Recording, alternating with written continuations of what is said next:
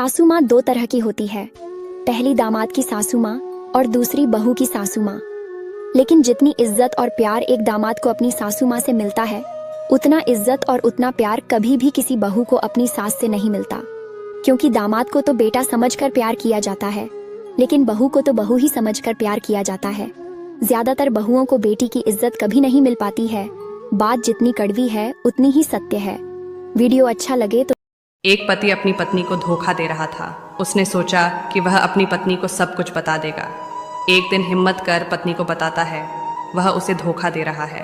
तब पत्नी कहती है कि मुझे तो पहले से ही पता था कि तुम्हारा किसी के साथ चक्कर है। तब पति बोला, तो तुमने इस बारे में मुझे आज तक बात क्यों नहीं की? पत्नी बोली, जिस दिन मुझे पता चला उस दिन मुझे बहुत गुस्सा आया और मैं बहुत रोती रही।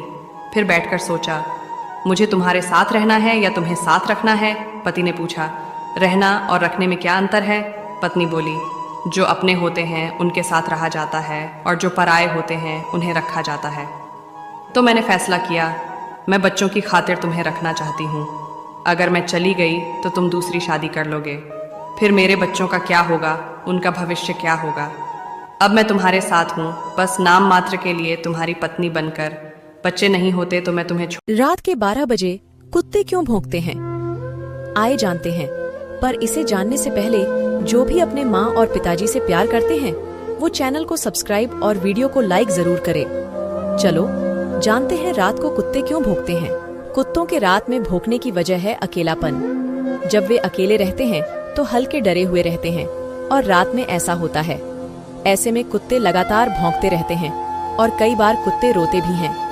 अक्सर जिन महिलाओं की लंबाई उनके पति से कम होती है, उन महिलाओं का जीवन कैसे व्यतीत होता है, आइए जानते हैं। इससे पहले माता रानी जो कोई भी आपके चरणों में लाइक एवं सब्सक्राइब समर्पित करें, उसके घर में कभी सुख समृद्धि और वैभव की कमी नहीं होने देना। चलिए जानते हैं। सामुद्रिक शास्त्र के अनुसार जिन महिलाओं की लंबाई उनके पति से कम होती है, ऐसी महिला परम सौभाग्य प्राप्त करती है। ससुराल में ऐसी महिला मान सम्मान प्राप्त करती है और ऐसी महिलाएं पति को। एक शादीशुदा लड़के ने अपनी माँ से कहा कि माँ, जब भी मैं ससुराल में जाता हूँ तो मेरी सास अपनी बेटी से कहती है कि मेरे दामाद को हमेशा खुश रखना, उसका ख्याल रखना। लेकिन माँ, आपने मुझे कभी ये नहीं कहा कि मेरी बहू को हमेशा खुश रखना, उसका ख्याल रखना।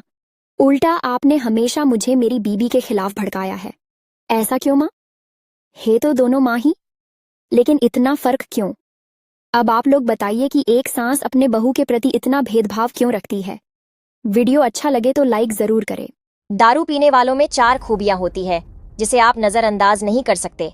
पहला, रात के 8 बजे से पहले सारा जरूरी काम ऐसे निपटा लेते हैं जैसे इन्हें कोई जरूरी मिशन पर जाना हो। दूसरा, दारू पीने से पहले 2 बूंद ऐसे गिराएंगे जैसे ये संस्कार इन्हें विरासत में मिला हो।